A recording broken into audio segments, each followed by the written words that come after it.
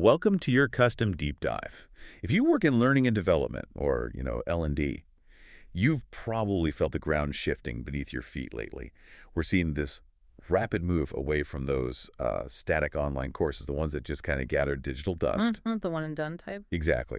And we're moving toward these really dynamic, hyper-personalized learning experiences driven by artificial intelligence. So our mission today is simple. Give you a clear, systematic analysis of this huge transition. To do that, we've looked at key sources, and we're drawing particularly on insights from Ravi Shankar Das, who's got 2 decades navigating L&D transformations across big IT firms, financial services, education. Quite the background. He really does. 20 years is a long time in this field, especially with the pace of change. It is.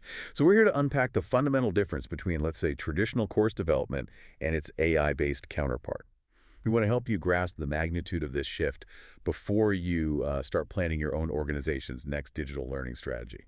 And what's really fascinating here, I think, is that the differences aren't just about the tools you might use. Swapping one authoring software for another. Right. It actually permeates the whole development lifecycle. Everything from the initial analysis right through to how you measure business success, maybe months down the line. So we're going to systematically break down exactly where and how AI is creating, speed, personalization, and efficiency gains. Okay. If we had to boil it down, maybe get the most important nugget out right up front, the core philosophical difference. It's this. Traditional e-learning. It's fundamentally content-centric. It's human-driven, it's slower, and it's pretty much stuck in a one-size-fits-all model. Familiar. Yeah. But AI-based development, it just flips that script entirely. It becomes learner-centric, deeply data-driven, dramatically faster, adaptive, and truly personalized. And holding on to that philosophical distinction, that's really the key lens we need as we look at every stage that follows. That makes a lot of sense. If the content isn't the center of the universe anymore, the whole process has to change dramatically. And this transition, it kicks off right at the beginning, doesn't it? What we're calling segment 1, the data-driven revolution. This seems to totally change how we handle requirement analysis and planning. Oh, absolutely. Think about the traditional way we did a needs assessment. It was just this massive manual effort, right? Often took months. You were relying so heavily on human input, sending out surveys, doing hours and hours of stakeholder interviews, trying to get consensus from subject matter experts, your SMEs. And just collecting the data was work, let alone analyzing it. Exactly. The sheer labor involved was huge, first in the collection, and then you had to manually process all that data and, try to spot patterns across different groups. It was kind of like steering a massive ship based on a handwritten ledger that was already 6 weeks out of date. Yeah, not very agile. So the AI-based approach, this is where we see that radical leap in speed you mentioned. A huge leap. Instead of waiting for that slow survey cycle to finish, AI connects directly into the ecosystem. It uses learning analytics, it pulls data straight from the learning management system, the LMS, it scrutinizes performance dashboards, runs AI-driven diagnostics, and identifies skill gaps almost instantly. Wow, okay, so it's less guesswork. Much less. It's really the difference between asking people what they think they know versus tracking what they actually do. But it goes beyond just diagnostics, too. This is where AI brings in real predictive power. Predictive? How so? Well, it's not just looking backward at the skill gaps you have now. Predictive analytics can actually forecast future learning needs. It looks at anticipated business trends, maybe organizational shifts. So instead of reacting like, oh, sales were down last quarter, we need a course on X, AI is proactive. Exactly. It might say something like, okay, based on current market conditions and our hiring pipeline, we're going to need 50 people proficient in skill-wise 6 months from now, or we risk missing our Q3 targets. That's a strategic advantage. It really is. And then machine learning steps in to automatically generate these hyper-personalized learner profiles based on all that real-time data. It's not just looking at job titles. It's looking at specific interaction patterns, proven competencies, even preferred ways of learning. You move from these generic learner personas to having a dynamic, individual blueprint for every single person. Okay, so that speed and precision must carry through into the planning and execution phase as well. It does, absolutely. Traditionally, planning meant fixed timelines, right? Manual resource allocation, static generic learning paths sort of baked into the course structure. And if your human project manager missed a key risk early on, well, you were stuck in change requests hell. We've all been there. Right.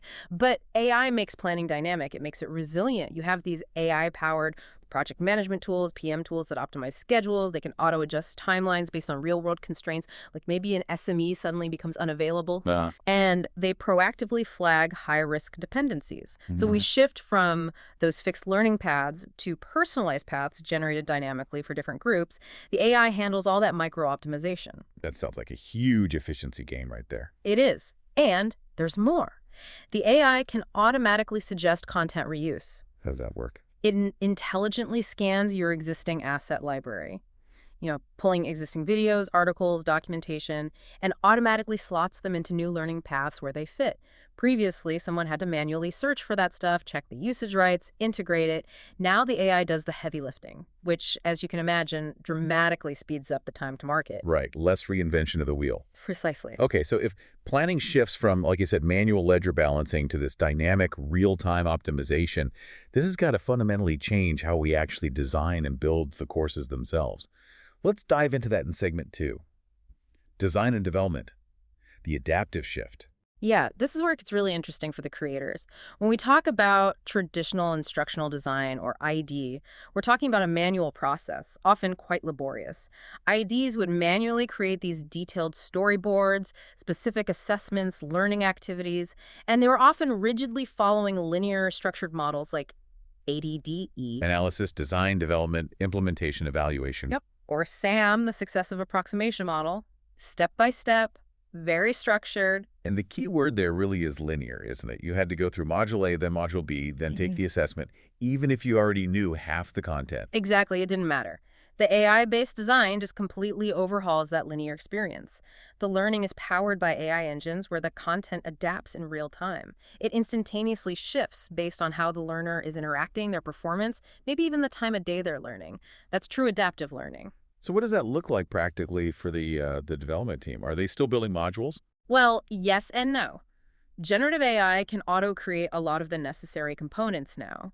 It can draft storyboards from pretty basic prompts. It can generate entire quiz banks tailored to specific learning objectives, rapidly produce microlearning modules, all based on that hyper-personalized profile we talked about earlier. Okay. So the learner gets put onto a non-linear pathway.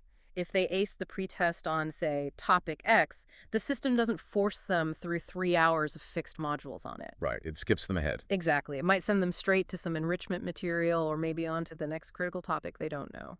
I really like that emphasis on nonlinearity. Right. It sounds like the human instructional designer's job is kind of freed up from that mechanical creation part. Absolutely. Their role shifts. And think about things like compliance and accessibility, too. Oh yeah, that's always a big one. Huge. Previously, ensuring requirements like Section 508 compliance, accessibility features, auto-captioning, or real-time translation, that was a meticulous manual checklist item, often delayed the final rollout. Now, AI assists proactively with these tasks. It can often generate the required transcripts and alt text as the content is being developed much faster, much more integrated. Okay, so moving to the actual content creation. Traditional development was notoriously time-intensive, often very costly. You had teams sitting in tools like Articulate Storyline or Captivate, needing heavy subject matter expert involvement for every script review, every interaction, every little media asset. Right, hours and hours. Now we're talking about rapid content generation. We're using AI authoring platforms that integrate various tools. For instance, you might use systems like Synthesia to generate realistic video avatars almost instantly. Ones that look like real people speak. Yeah, exactly.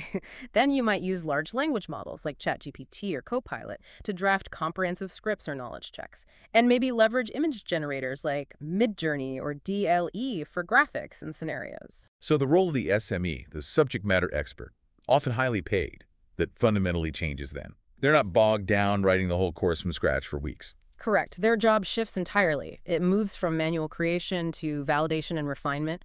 The AI delivers, let's say, the 80% draft in minutes or hours, and the human SME comes in to validate the accuracy, add the nuance, check the critical points, that remaining 20%. That makes sense. Focus their expertise where it's most needed. Precisely. And this ability to automate content generation means updates become much easier too. Think about quarterly policy changes or software updates. These can potentially be automated with minimal human effort, making revisions scalable across maybe hundreds of courses almost instantly. That scalability is huge. Which leads us neatly into segment 3, looking at the infrastructure that actually powers all this change. Yeah. The tools, technology, and project management. Traditionally, L&D used, well, standalone authoring tools and pretty basic LMS platforms that were essentially just repositories, right? Digital filing cabinets almost. Yeah. You had limited interactivity, maybe a simple quiz, a drag and drop, usually packaged up as SCORM or XAPI files, which were mainly designed just to track completion and maybe a simple score. Right. Basic tracking. The AI world really requires a more unified ecosystem. We're Yeah. moving to cloud-based AI authoring ecosystems that are integrated directly with the learning management systems, LMS, or increasingly learning experience platforms, LXPs. And that distinction between an LMS and an LXP, that's pretty crucial here, isn't it? It really is. An LMS traditionally is built to manage and track compliance training. It's primarily administrator-focused. Quite. An LXP, on the other hand, is built to surface relevant, personalized content to the user. Think of it like Netflix for learning. It's learner-focused. Right. So when you integrate AI into that LXP environment, you start getting really powerful features like conversational AI tutors, basically chatbots that can guide the learning in real time. You get adaptive assessments that change difficulty based on the learner's performance. Real-time language translation becomes feasible. And you can integrate AI-powered virtual and augmented reality for much deeper, personalized skills practice. VR Air for skills. Interesting. And the project management side of things, you mentioned AI PM tools earlier. It sounds like it finally moves beyond spreadsheets. Oh, thank goodness, yes. Traditional PM often meant manual tracking of progress, scope, risks, syncing managers in endless email chains and those shared spreadsheets that were always out of date. Definitely familiar territory. Right. The AI-powered PM dashboards become the sort of central brain for the operation. They enable predictive scheduling, calculating pretty accurately how long a specific task might take based on historical data.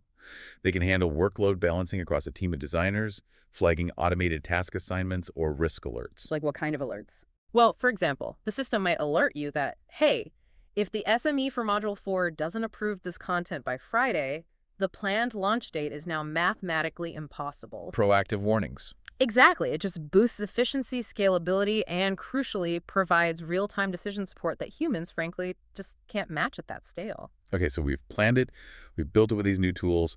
Now comes the moment of truth, which you touched on earlier. Segment 4.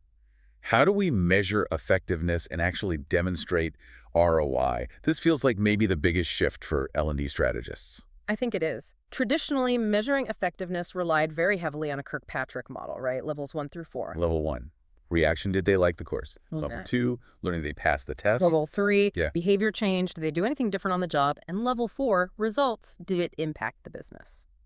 But you relied heavily on things like post-course surveys, maybe performance tests months later. The reporting was often limited to pretty simple completion rates and quiz scores. Which sounds a bit like waiting until the end of the semester to find out if the students actually learned anything useful. It really is, and often that data was pretty disconnected from actual real-world performance. AI essentially throws out that wait-and-see model.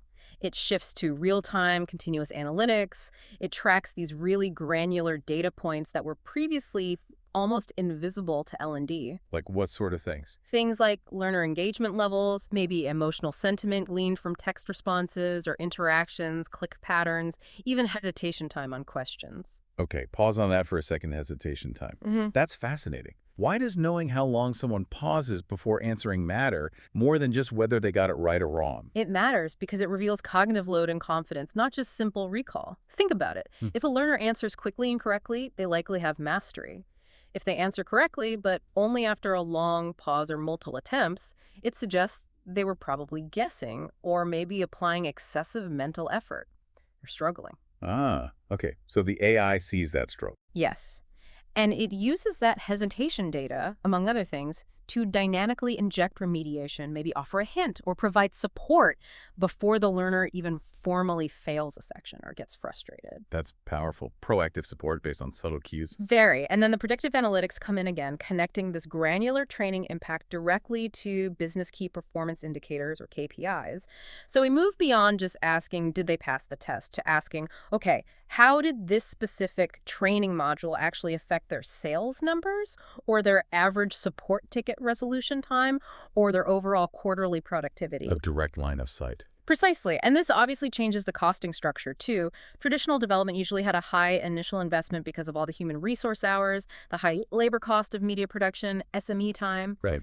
AI certainly has a higher technology investment up front, licensing the LXT systems, integrating machine learning tools, but the long-term operational cost tends to be dramatically lower because of the automation, the rapid content generation, the faster turnaround. And presumably the ROI timeline reflects that change as well. It does. Traditional ROI is often long-term, focused generally on maybe compliance or standardization. It might take a year, maybe more, to really realize the business impact clearly. Hmm. Whereas the AI-based ROI, it's often measured in weeks or months. The return is rapid and direct. It's measured via verifiable improvements in productivity, maybe employee retention, documented upskilling metrics, automation of workflow tasks. The linkage between the training dollars you spend and the business results you achieve is no longer just theoretical. It becomes analytically provable. That kind of direct, provable impact. Yeah. It must look different depending on the setting, right? Yeah. In segment 5, let's maybe touch on those 3 examples from the sources, showing how AI forces a change in strategy within specific domains. Yeah, good idea. Let's start with corporate training. Traditionally, the analysis there often centered around, say, quarterly HR-led skill gap reports that looked at company-wide averages. Pretty blunt instrument. That strategy is rapidly becoming obsolete. The analysis shifts entirely when AI can scan live performance data, CRM metrics, department KPIs, identifying exactly which team, maybe even which individual, needs help right now. So the focus moves away from those generic compliance-heavy modules, Yeah. the classic mandatory HR training we all kind of dread, You do. and moves toward personalized micro-learning designed for specific, measurable business impact, like achieving a targeted skill uplift or a needed behavioral change among, say, a specific customer-facing team. Exactly. Now, contrast that with academic education. Planning there traditionally relied on fixed semester-based schedules and standardized curricula for everyone. Right, same pace for all. But now, AI can assess a student's prior knowledge much more accurately, recommend an optimal pacing dynamically, instantly assign remediation work for struggling areas, or offer enrichment activities for more advanced students. It becomes much more individualized. And the effectiveness metrics change too, Hmm. moving beyond just grades and attendance. Absolutely. They move from those static semester grades to continuous mastery tracking. The AI tracks conceptual understanding in real time, helping ensure a student moves forward only when true competency is achieved, not just because the final exam date arrived. Okay, makes sense. And the third example, product education. Right. This covers customer and partner training, which is often a huge revenue area for companies. Traditional requirement analysis here used to be gathered slowly, maybe from manual support tickets, customer surveys, anecdotal feedback. A bit hit or miss. Yeah. When AI enters, the analysis shifts instantly. The AI can mine vast amounts of CRM data, product usage logs, even in-app clickstream patterns to see where users are actually struggling or succeeding with the product. Ah, so it sees the friction points directly. Exactly, and that makes the ROI direct and immediate. The training gets optimized to improve concrete metrics like feature adoption rates, significantly reducing the customer's time to value with the product. And ultimately, it can cut down significantly on support costs because users are trained more effectively right from the start. It's a very direct link between effective L&D and financial savings. Okay, let's try and unpack this for everyone listening. It feels like the core takeaway from this entire deep dive is that fundamental shift from manual linear creation to automated adaptive adaptation. And that applies at every single stage of the life cycle. It means data-driven planning, automated AI-generated content that adapts in real time, and this continuous granular measurement that's directly tied to observable business outcomes and specific learner behavior. Is that a fair summary? I think that's a great summary, and this deep dive really clarifies that adopting AI isn't just about swapping one tool for another, like getting a new version of PowerPoint. It means fundamentally changing the roles of the people involved, the developers, the instructional designers, the SMEs. Also. They stop being primarily manual content builders, the delivery mechanism for the information. Instead, they evolve. They become validators, content curators, high-level strategists who are orchestrating the AI's power to maximize performance and learning outcomes. A more strategic role. Definitely. More strategic, less bogged down in the repetitive creation tasks. Okay, so bringing it back to the listener. Mm-hmm. We've talked about how AI can now track emotional sentiment, behavioral data, click patterns, even hesitation, all in real time to personalize your learning experience. Mm-hmm. But this raises a pretty important, maybe even provocative question for you to consider. How will our very definition of learner successes evolve when the technology might know why you're struggling or where you need help, potentially before you even realize you need to ask?